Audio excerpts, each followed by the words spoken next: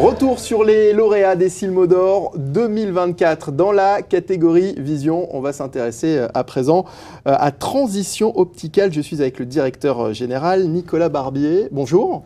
Bonjour, merci. D'abord, félicitations. Merci beaucoup. Pour ce Silmo d'Or. Silmo d'Or dans la catégorie Vision, je le disais, pour ce produit Transition Jeunesse. Je l'ai bien prononcé ? Vous l'avez tout à fait bien prononcé. Alors, d'abord, un mot sur la cérémonie. Comment est-ce que vous avez vécu la soirée ? C'était un grand moment. Pour nous, c'est une très très belle reconnaissance. On a vraiment été chercher la rupture technologique avec ce produit.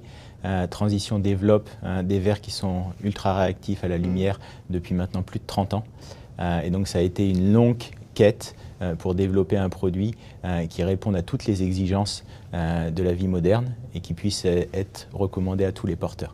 Donc d'avoir la reconnaissance du jury sur le fait qu'on a apporté cette rupture technologique et qu'on a une vraie avancée dans les verres dynamiques. J'imagine qu'il y a beaucoup de fierté pour vous et puis pour toute l'équipe, toute votre équipe qui a travaillé sur ce produit. Exactement. Donc en fait, dans ce parcours de plus de 30 ans, depuis 5 ans maintenant, on a commencé ce parcours d'innovation.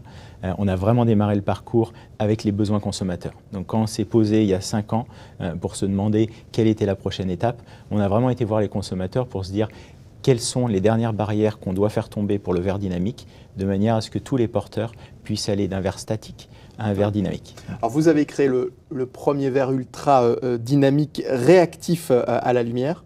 Là, il y a une innovation dans le produit. C'est ce produit donc, qui a été récompensé. C'est celui qui est présenté jusqu'ici. Et vous étiez en train de nous expliquer que cette innovation, elle a pris 5 ans, c'est ça, à être développée? Tout à fait. Donc on a vraiment pris le temps d'aller chercher cette rupture technologique. On a bâti un cahier des charges qui était vraiment basé sur les besoins des consommateurs. Donc on a identifié toutes les barrières qui permettraient à un consommateur de pouvoir considérer le verre dynamique comme étant un standard pour les verres de prescription. Donc on est convaincus, nous, que l'avancée dans le verre de prescription, c'est de passer du statique au dynamique, puisqu'on est toujours parti historiquement dans l'industrie par ce besoin de correction visuelle. Maintenant, on sait bien que le besoin de correction visuelle, il est aussi dépendant des différentes conditions de lumière et qu'on doit aussi avoir un verre qui puisse s'adapter à ces conditions de lumière. Donc on a été rechercher le meilleur optimum pour le verre dynamique de façon à aller pouvoir proposer ce standard au marché et à tous les consommateurs. Et on précise que ce verre est d'ailleurs validé cliniquement. Tout à fait. C'est important. Donc de le préciser. Exactement, c'est un point très important.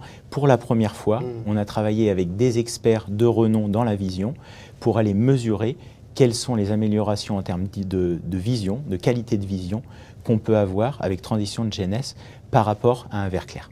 Donc on le disait, vous avez développé le premier verre dynamique ultra réactif à la lumière, ça c'était il y a une trentaine d'années. Qu'est-ce que permet désormais cette innovation? Qu'est-ce qui a changé aujourd'hui?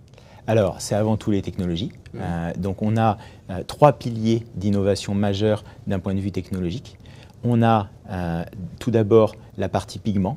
Donc on a travaillé sur des pigments photochromiques qui soient beaucoup plus réactifs à la lumière. Donc ça, c'est le premier point. On a également une matrice. Donc les pigments doivent évoluer dans une matrice. Donc on a fait évoluer cette matrice de manière à ce qu'elle soit aussi beaucoup plus performante.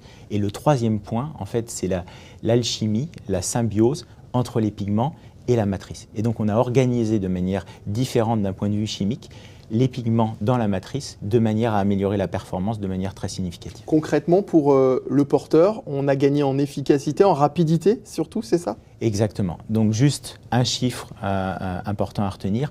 Par rapport à la génération précédente, qui était Transition Signature, donc notre génération 8, on a divisé la vitesse de retour à l'état clair par 2. D'accord. Donc on était déjà le verre photochromique le meilleur au monde, et on est parti de là et on a réussi à diviser par 2 la vitesse de retour à l'état clair. Alors on va peut-être pouvoir faire une démonstration puisqu'on a justement deux montures montées de ces verres Transition de Jeunesse. On a un petit appareil, c'est quoi? C'est du... Alors ça, c'est une lampe UV. Une lampe UV. C'est une lampe UV qu'on souhaite pouvoir mettre à disposition de nos clients de manière à pouvoir démontrer les performances du produit dans le magasin vis-à-vis des consommateurs. Donc ça, pour directement chez les opticiens. Exactement. Donc pour nous, c'est très important qu'effectivement, on puisse équiper nos clients partenaires avec les outils d'aide à la vente qui permettent de démontrer directement la performance produit, puisqu'on a la chance d'avoir un produit où la performance est visible, contrairement à d'autres attributs du verre qui ne sont pas toujours visibles. Raison, c'est vrai que c'est très important, parce que c'est vrai que dans un magasin d'optique qui est fermé sur l'extérieur, lorsqu'on a une paire de lunettes comme ça et qu'on vend une paire qui va pouvoir effectivement être réactive à la lumière, si on ne peut pas le montrer, c'est un petit peu gênant. Alors, l'idéal avec ce verre, ce qui est magnifique, c'est qu'on peut le prendre dehors. Donc l'idéal, c'est de prendre le verre et effectivement démontrer directement en extérieur. Maintenant, on n'a pas toujours du beau temps, comme on le sait. Et donc du coup, on souhaite équiper bien sûr tous les magasins avec une lampe UV qui permet de démontrer la performance du produit. Donc je vous propose de regarder. On a une palette de 8 couleurs. Bon, là, bien sûr, je n'ai pas les 8 couleurs avec moi, mais je vous ai amené 2 produits. Un premier qui est notre couleur saphir, qui est une des couleurs les plus vendues. Et puis, notre nouvelle couleur, Ruby, donc qui est une couleur qu'on a développée et qui est exclusive à Transitions de GNS. Et donc là, on a choisi des montures qui sont assorties à la palette de couleurs du verre.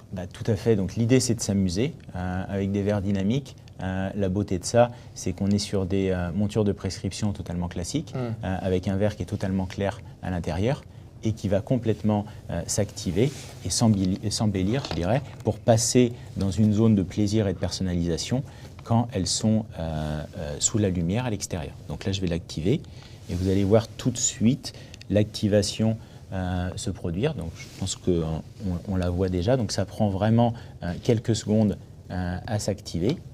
Et donc vous allez voir effectivement. Tout de suite, extrêmement rapide. Là, on passe dans un monde de couleurs, dans un monde beaucoup plus de plaisir, de style, de personnalisation. C'est ça qu'on veut amener aussi, sans... Et il est déjà en train de faire marche arrière, là. Et effectivement, au moment où on parle, il est en train déjà de faire marche arrière. En termes de temps, donc tous nos produits sont catégorie 3 en activation, donc l'équivalent d'un verre solaire. Il passe de catégorie 3 à catégorie 2 en quelques 20 secondes. Et de catégorie 3 en catégorie 1 en 45 secondes. Et ce qu'on sait, c'est qu'en catégorie 1, la perception du porteur, c'est que c'est déjà un verre qui est retour à l'état clair. Déjà retour à l'état clair. Sur l'autre coloris, on peut tester aussi. Le rubis également. Alors c'est vrai que c'est ultra pratique évidemment pour les porteurs en utilisation quotidienne. Encore une fois, quand on est en extérieur, qu'on rentre dans un magasin et qu'on sort, c'est ultra pratique de ne pas avoir à changer de paire de lunettes. Il y a un côté aussi, il y a un confort également pour la conduite, pour le sport également. Enfin, tout ça sont des domaines qui vont permettre, qui vont rendre finalement cette innovation ultra pratique, ultra nécessaire même, j'ai envie de dire. Tout à fait. Sachant que le segment et le positionnement du produit, il est très clair. Il est d'apporter des avantages sur toutes les dimensions par rapport à un verre clair statique. Que ce soit des avantages de vision, que ce soit des éléments de protection, que ce soit des éléments de style. Donc on est vraiment là-dessus. Maintenant, on n'a pas vocation à remplacer une paire de lunettes solaires. C'est un autre équipement.